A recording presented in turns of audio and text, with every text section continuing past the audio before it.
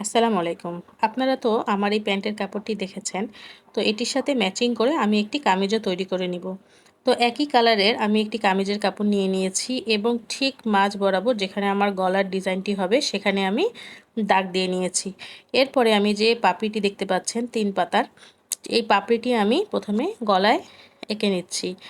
তো এটি এঁকে নেওয়ার পর আমি যে বড় ফুলটি আছে সেই বড় ফুলটিও কিন্তু এখানে এঁকে নেব। তার আগে পাপড়িটা আমি করে নিচ্ছি। পাপড়িটা ধীরে ধীরে করছি এবং এই পাপড়িটা আমার করা হয়ে গেল।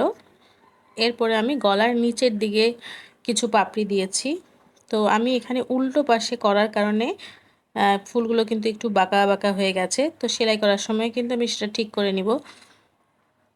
এরপরে যে বড় ফুলটা দেখতে পাচ্ছেন এই বড় ফুলটিও আমি গলার মধ্যে 5টি দিয়ে দিব।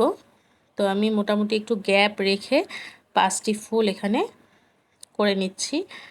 আর 5টি ফুল করে নেওয়ার পরে কিছু অংশ ফাঁকা থাকার কারণে আমি সেখানেও একটি ছোট্ট ডিজাইন করে নিচ্ছি, আপনারা দেখতে পাচ্ছেন।